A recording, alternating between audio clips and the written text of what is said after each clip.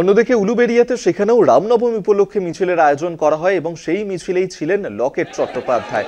সেই ছবি এই মুহূর্তে দেখাচ্ছি, উলুবেড়িয়ায় রামনবমীর মিছিলের আয়োজন করা হয়েছিল এবং সেই মিছিলেই উপস্থিত ছিলেন লকেট চট্টোপাধ্যায়।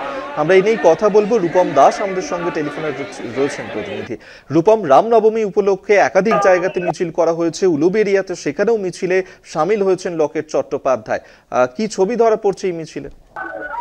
দেখো অভিজ্ঞতা, যে এই মুহূর্তে যেটা দেখা যাচ্ছে যে উলুবেড়িয়া প্রতি বছরের মতন এই বছরও উলুবেড়িয়া গঙ্গারাম মোড় থেকে প্রায় কয়েক হাজার লোকের কিন্তু সমাগম কিন্তু লক্ষ্য করা যায়, যেখানে দেখা যাচ্ছে রাজ্যের যিনি হচ্ছেন প্রাক্তন সাংসদ লকেট চট্টোপাধ্যায় তিনিও কিন্তু ইতিমধ্যেই কিন্তু সেই মিছিলে কিন্তু হাঁটছেন এবং এই মিছিল শেষ হবে হচ্ছে উলুবেড়িয়া যে কালীবাড়ি, সেই কালীবাড়ির সেখানে কিন্তু শেষ হবে। তবে সেই মিছিল কিন্তু এখনো পর্যন্ত চলছে। অভিজ্ঞতা, তোমার জানিয়ে রাখবো এই মিছিলে কিন্তু বিভিন্ন জায়গা থেকে হাওড়া গ্রামীণের যে 7টা বিধানসভা, সেই 7টা বিধানসভার বিভিন্ন জায়গা থেকে কিন্তু মানুষের যে হিন্দু সমাগম, সেই হিন্দু সমাগম কিন্তু একটা লক্ষ্য করাই যাচ্ছে।